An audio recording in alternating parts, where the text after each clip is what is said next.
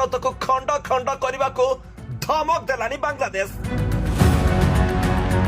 ओडिशा उपरे लोभिला आखि पकाई चिंता बढ़ाइला बांग्लादेश। भारत को भाग भाग करी बांग्लादेश रे मिसाई दिया जिवो।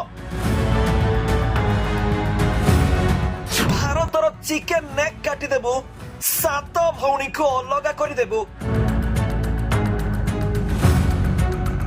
नरेंद्र मोदी भारतर प्रधानमंत्री थाउ थाउ भारत को खंड खंड करने को धमक देलानी दुर्बल देश बांग्लादेश।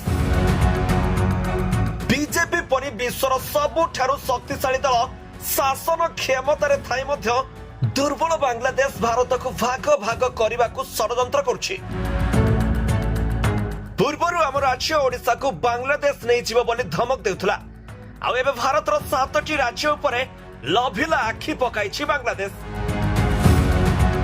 तेबे बांग्लादेश बोध हुए भूली जाइछि भारत हेउछि ता बप्पा। कारण पाकिस्तान को खंड खंड करी बांग्लादेश को गठन करिछि भारत। आउ एबे पुआ बड़ होई जिबा परे भारत बापा उपरे नाली आखि देखाउछि। बापा को पुणी पुओ केमिति जन्म करिथाए अलटी पुओ शिखौछि।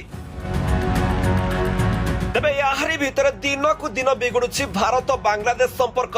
आउ बेड़ को बेड़ अधिक हेउछि तिक्त। बांग्लादेशी नेता माने सभा मंच रे भारत को देउछंती खला धमक। कहउछंती भारतर चिकेन ने को काटी अलगा कर देबो। भारतर 7 सिस्टर को भारतर अलगा कर देबो। आउ एभली धमक दैछंती बांग्लादेश रो नेशनल सिटीजन पार्टी नेता हसनत अब्दुल्ला।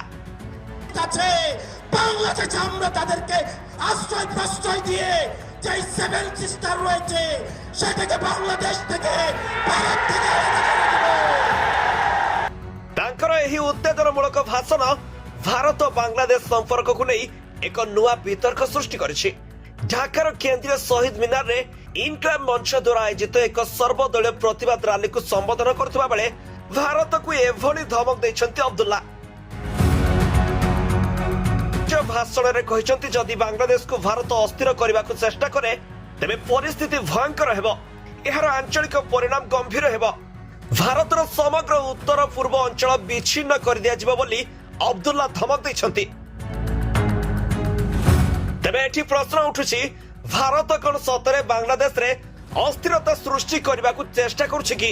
अन्यपटे हसनत अब्दुल्ला सीधा सड़क भारत को धमक दे कहिसंती जे जदि बांग्लादेश रो सार्वभौमत्व भोट अधिकार एवं मानविक अधिकार को सम्मान देउनथिबा शक्ति को आश्रय दिया जाए बांग्लादेश रे अस्थिरतार निया केवल सीमा रे सीमित रहिबो नाही बरं समग्र अंचल रे व्यापी पारे।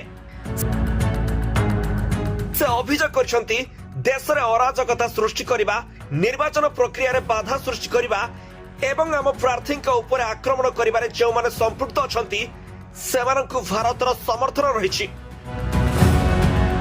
आहुरी मध्य दाबी करछंती जे सीमा रे बांग्लादेशी नागरिकଙ୍କ हत्यारे भारतीय एजेंसी संपृक्त रहिछि। अन्यपटे बांग्लादेशर पूर्वतन प्रधानमंत्री शेख हसीना को शरण देछि भारत। आउ एथिपई भारत ऊपर अधिक चिहिकी उठिछि यूनियंस अंतरीण सरकार। निकट अतीत देशद्रोही बोली कोर्ट रे प्रमाणित करछि जहा फल कोर्ट तांको फांसी दंड घोषणा करछंती। तेरे शेख हसीना अगस्त 2024 रे देश छाड़िबा परे वर्तमान नुआ दिल्ली रे रहउछंती। तेणु एबे भारत ऊपर प्रतिशोध नेबाकू चाहुछि बांग्लादेश। तेबे बांग्लादेश जदि भारत पई विपद सृष्टि करे तेबे ताकू ध्वंस करिबा पई इंडियन आर्मी मध्य रेडी होई रहिछि।